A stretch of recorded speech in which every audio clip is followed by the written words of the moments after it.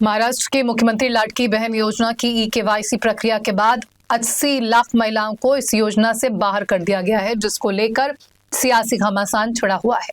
विपक्षी नेताओं ने सरकारी तंत्र पर घोर प्रशासनिक विफलता का आरोप लगाया है। वहीं बवाल के बीच सीएम देवेंद्र फडणवीस ने योजना को लेकर बेहद चौंकाने वाले खुलासे किए हैं। सीएम ने बताया कि जांच के बाद इस योजना के करीब 80 लाख लाभार्थियों को बाहर अपात्र घोषित कर दिया गया है।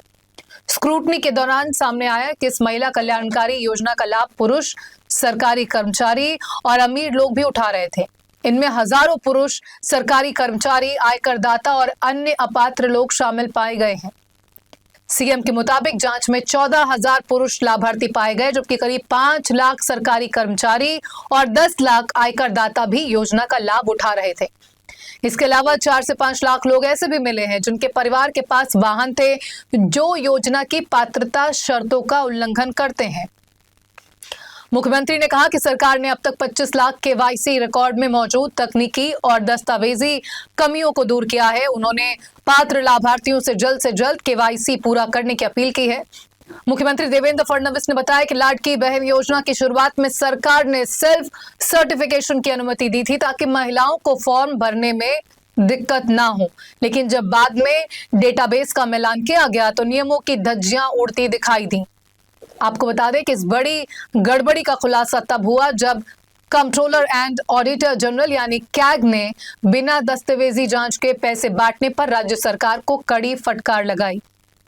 कैग की सख्त टिप्पणियों के बाद महाराष्ट्र सरकार ने सभी लाभार्थियों के लिए ई-केवाईसी अनिवार्य कर दिया। गलत तरीके से पैसे लेने वालों पर कड़ा रुख अपनाते हुए सीएम फडणवीस ने कहा कि ये जनता का पैसा है और इसे केवल नियमों के तहत ही खर्च किया जा सकता है। अब लोगों के मन में एक सवाल उठ रहा है कि उन महिलाओं का क्या होगा जिन्हें अयोग्य घोषित कर दिया गया है। क्या पिछले कई महीनों में उन्हें वितरित की गई राशि वापस ली जाएगी? ये सवाल कई महिलाओं के मन में भारी चिंता पैदा कर रहा है। इसके जवाब में मुख्यमंत्री देवेंद्र फडणवीस ने कहा कि जिन महिलाओं को अयोग्य घोषित किया गया है उनसे कोई भी राशि वापस नहीं ली जाएगी, लेकिन पुरुष को कोई राहत नहीं मिलेगी। योजना का लाभ उठाने वाले सभी 14,000 पुरुषों से पैसे की पाई वसूल की जाएगी। वहीं महाराष्ट्र की महिला और बाल विकास मंत्री अदिति तटकरे ने मुख्यमंत्री माझी लाडकी बहन योजना के लाभार्थियों को लेकर चल रही खबरों पर महत्वपूर्ण स्पष्टीकरण दिया है। उन्होंने साफ तौर पर कहा कि इस योजना के तहत किसी भी पात्र महिला का आवेदन खारिज नहीं किया गया है।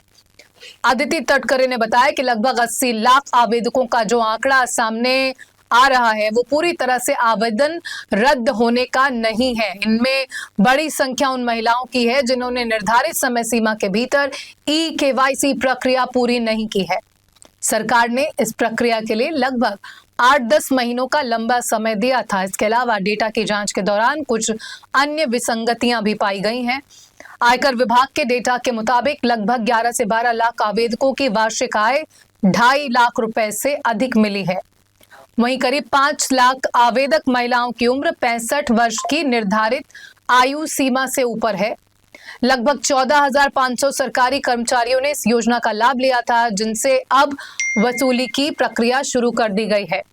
मंत्री ने स्पष्ट किया है कि जिन जिन महिलाओं ने ई-केवाईसी पूरी कर ली है या जिनके पास वाहन नहीं होने के बावजूद लाभ रुक गया है, वो तुरंत महिला एवं बाल विकास विभाग से संपर्क करें।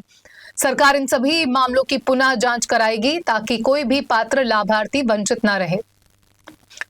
जो महिलाएं संजय गांधी निराधार योजना और लाडकी बहन दोनों का लाभ ले रही थी, उन्हें कम से कम एक योजना का लाभ मिलना सुनिश्चित किया जाएगा।